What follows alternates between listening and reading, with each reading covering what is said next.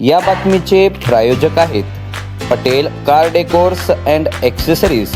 यांच्याकडे कारचे सर्व प्रकारांचे ॲक्सेसरीज होलसेल दरात मिळून जाईल। यांचा पत्ता 7 रस्ता चौक, सिरॉक्स चायनीज जवळ, सोलापूर।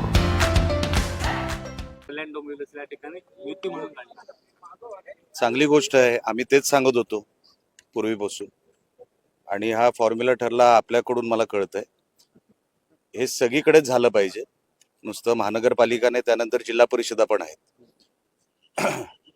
जे आम्ही सातत्याने सांगतोय की महायुतीमध्ये आपण लोकसभा लढलो, विधानसभा लढलो, तर सगळ्याच निवडणुका महायुतीमध्ये लढल्या गेल्या पाहिजे।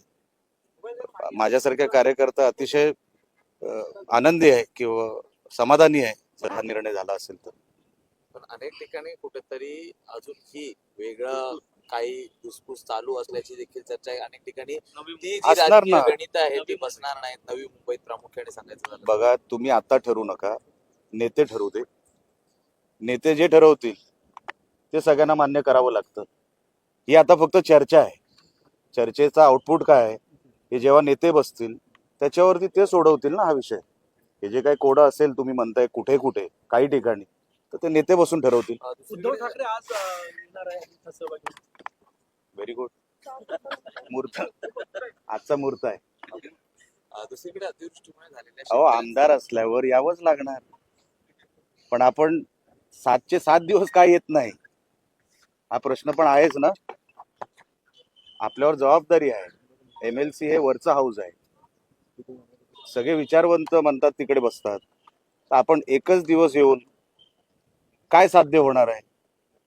त्या हाऊस मधून जो आउटपुट निघाला पाहिजे सदस्यांकडून, सन्माननीय उद्धवजी तिकडे 7चे 7 दिवस किंवा जेवढा वेळ अधिवेशन चालेल तो काळ त्यांनी यायला पाहिजे। त्यांच्यावर जबाबदारी, त्यांचं कर्तव्य आहे, ते मेहरबानी नाही। दुसरीकडे अतिवृष्टीमुळे झालेल्या शेतकऱ्यांच्या नुकसानी संदर्भात आज विशेष चर्चा ही 193 होणार आहे। 293 293 जवळपास 31,000 कोटींचं जे पॅकेज जाहीर केलं, मात्र अजूनही शेतकऱ्यांना मदत मिळालेली नाहीये। अनेक ठिकाणी ही परिस्थिती तशीच आहे।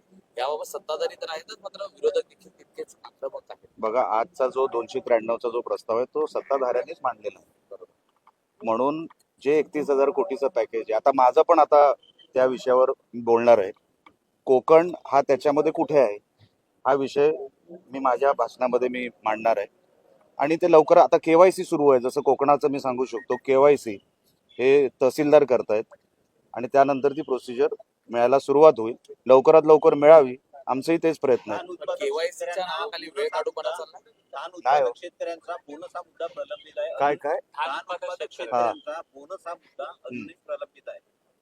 बघूया आता, त्याच्यामध्ये सरकार त्याच्यावरती लवकरात लवकर निर्णय घेईल असं दिसतंय, आणि आम्ही पाठपुरावा करू त्या विषयाचा। सर, 2 दिवसापूर्वी कोकणातील रस्त्यांबाबत तुम्ही सभागृहात बोलला होता। मुंबई गोवा महामार्ग आहे, गेल्या अनेक वर्ष लोकांना सुरक्षा आहे, त्याबाबत बघा, मुंबई गोवा महामार्ग हा NHAI कडे विषय आहे। स्टेट PWD फक्त त्याच्यावर ऑपरेटर म्हणून आहे।